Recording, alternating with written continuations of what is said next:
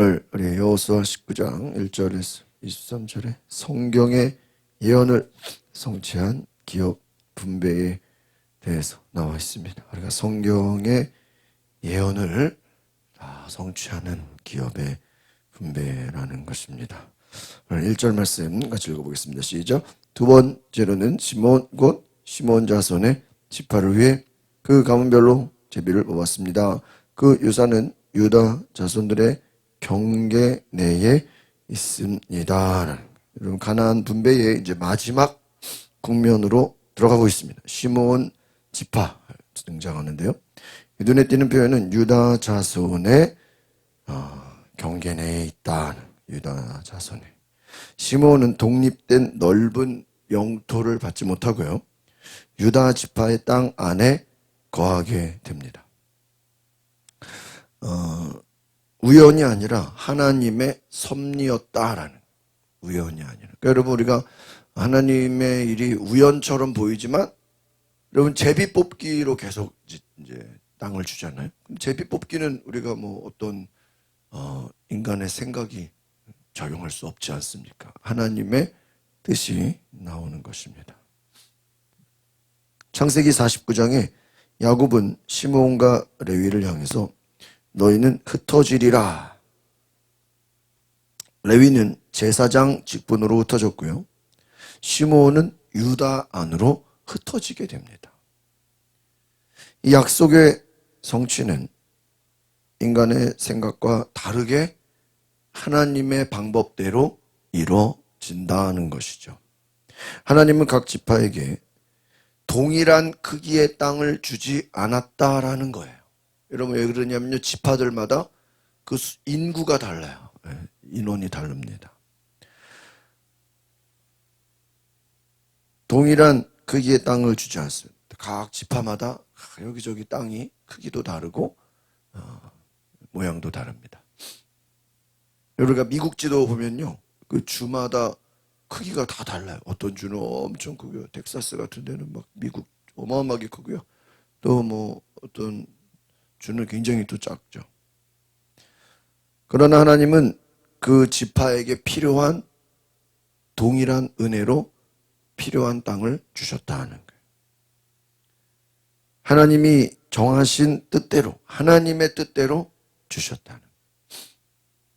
어떤 사람에게는 큰 땅을 주고 어떤 사람에게는 작은 땅을 주고, 큰 땅이든 작은 땅이든 필요한 땅을, 그에게 맞는 땅을 주셨다는 것이죠. 이제 2절, 3절, 4절, 5절, 6절 계속 그 지명들이 나와 있습니다. 그리고 9절을 같이 볼까요? 9절 시작. 시므온 자손들의 유산은 유다 자손들의 몫에서 떼어준 것인데 그것은 유다 자손들의 몫이 필요 이상으로 많았기 때문에 그리하여 자손들은 유다 자손의 유산에서 그 유산을 받았어요. 여러분, 우리가 지난 시간에 지난주에 유다 지파는 어마어마하게 땅을 받았어요. 지난 월요일이죠. 이 유다 지파는요, 그 성읍과 마을들이 한 100개 정도 같아요. 우와, 100개. 한 지파가 받은 성과 마을이. 근데 우리 2절부터 쭉 봐도 그 이름들이 나와요. 13개 성과 주변 마을이다. 여러분, 벌써 이 시므온 지파 보면요, 13개와 성과 마을. 그러니까 이 유다 지파의 뭐 한 100개 정도랑 한 10분의 1밖에 안 되죠. 시므온이 받은 성읍의 이름들이 쭉 나와 있습니다.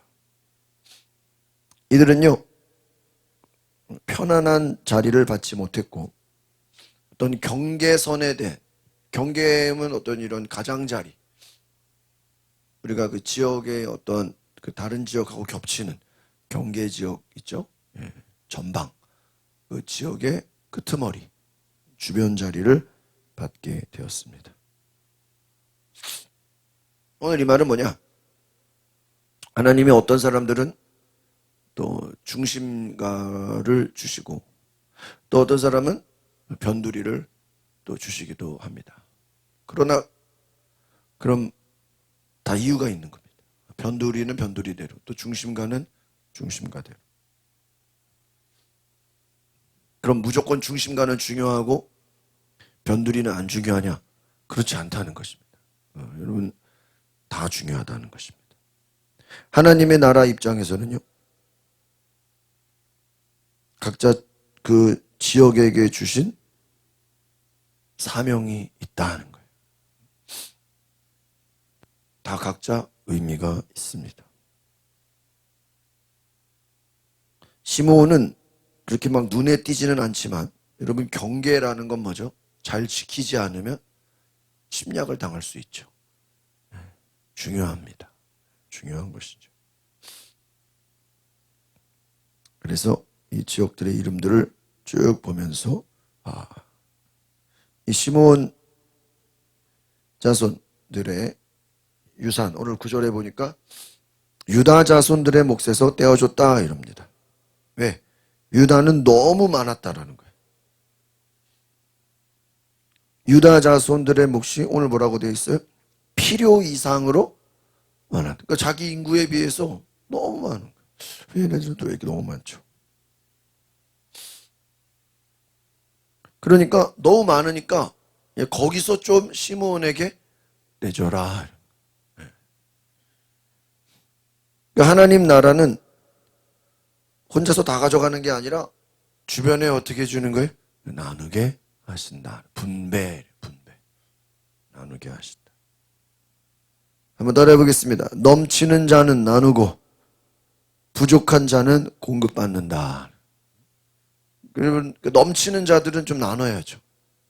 혼자 다 가지면 안 되겠죠. 또 부족한 자들은 공급을 받아야 돼. 그러니까 어떤 공동체는 땅이 막 많아가지고 막 어떻게 할 줄 모르고, 또 어떤 데는 또 땅이 부족하면 이러면 안 된다는 것입니다. 우리가 이 대한민국이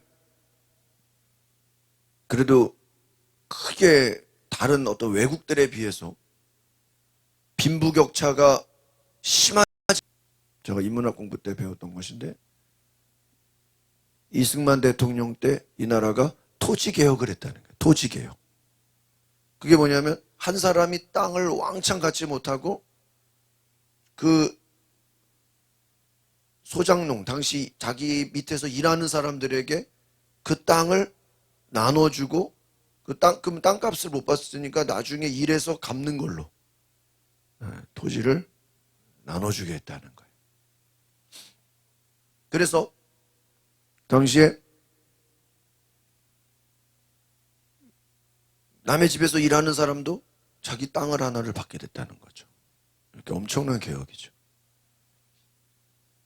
그러면 그런데 그 토지 개혁을 안 한 나라들은 뭐냐? 필리핀 같은 나라예요. 한 사람이요, 가양동만한 땅을 다 갖고 있대요. 생각해 보세요. 가양동이 얼마나 커요? 소위 말하는 어떤 등촌동, 발산동, 이런 그 땅, 엄청난 땅을 필리핀 같은 나라는요, 한 사람이 다 갖고 있대요. 그러니까 자기가 그 땅을 다 쓸 수 있나요? 못 쓰죠? 빌려주는 거예요. 30년, 10년, 20년 빌려주는 거예요. 그러니까 대부분의 필리핀 8, 90%의 국민들은 땅이 없는 거예요. 재산이 없는 거예요. 그래서 엄청난 빈부격차를 갖게 된다는 거죠. 하나님의 역사도 나누게 하신다. 한 사람이 모든 것을 다 가져가지 않도록 공동체 안에서 나누는 은혜, 서로의 필요를 채우는 은혜인 줄 믿습니다. 10절에 보니까 같이 읽어볼까요? 시작. 세 번째로는 스불론 자손들을 위해 그 가문별로 제비를 뽑았습니다. 그 유산의 경계는 사리까지 이른다. 스불론을 통해 만남과 연결의 역할을 감당하는 경계는. 그래서 모든 지파가 다 전쟁을 감당하는 것은 아닙니다. 그러나 어떤 지파는 연결해주고 통로의 역할, 이것도 부르십니다. 그러니까 하나님께서 어떤 지파를 어떤 지역에 보내신 것은 각각 다 사명이 있다는 거예요. 그래서 쭉 이렇게 16절을 보겠습니다. 16절까지 보시면 시작. 이 성들과 그 주변 마을들은 스불론 자손들이 그 가문별로 받은 유산. 이 스불론의 경계 성읍들이 또 다 기록이 됩니다. 여러분 지난번에 말씀드린 대로 왜 이런 그 이름을 지역들을 왜 다 기록했을까? 성경은 하나님의 말씀인과 동시에 역사를 기록했습니다. 그러니까 왜 역사를 기록했습니까? 이것이 사실이라는 거예요. 그냥 사실에 입각한, 그냥 무슨 신화와 같이 그냥 하나님이 누구인지만 말해주는 게 아니라 실제 역사, 하나님이 주신 그러한 기록이라는 거예요. 그러니까 어떠한 그냥 신앙 고백뿐만 아니라 추상적이지 않은 실제적인 하나님이 주신 역사의 기록이라는 거예요. 화려하지 않고 주어진 땅에 충실히 살아가는 하나님의 나라를 나타내 주고 있다는 것입니다. 17절에 그 가문별로 또 제비를 뽑았습니다. 그리고 21절, 23절을 보겠습니다. 23절 시작. 이 성들과 그 주변 마을들이 이사갈 지파가 그 가문별로 받은 유산이었습니다. 이사갈은 전쟁보다 삶의 지속성을 책임지는 지파입니다. 그래서 이 이사갈 지파는